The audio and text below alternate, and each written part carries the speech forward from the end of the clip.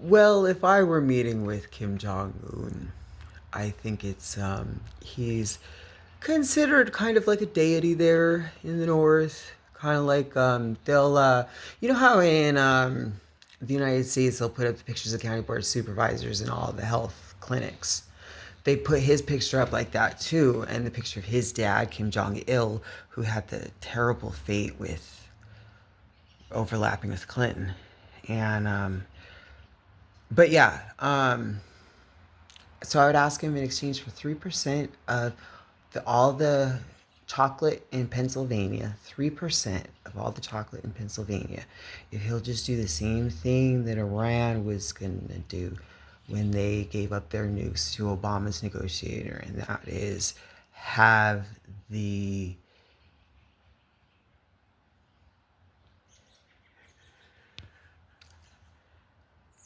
have them be okay with the Israel coming in and inspecting their stuff. And then in exchange for 3% of all the cheese in Wisconsin, maybe Kim Jong Un could also let Japan know when there's anything that they're planning on letting be done in that little water between them.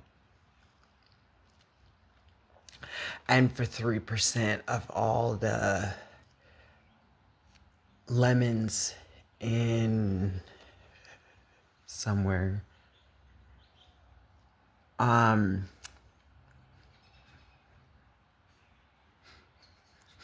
oh yes, only let things launch in that little watery area with consent of Beijing and having them figure it out. There's got a lot to figure out with landings in water, and that's a spot, but we don't want anything going wrong there.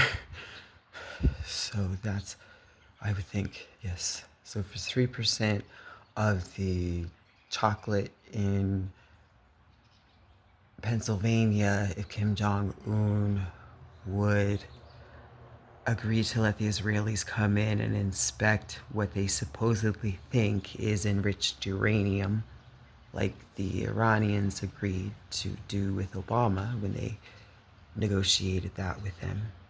And then also, we want more. We want to know if they're launching rockets.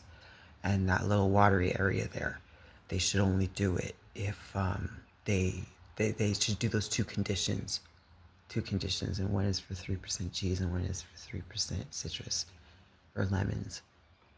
And those are the three things I'd ask of Kim Jong Un, the fancy guy from North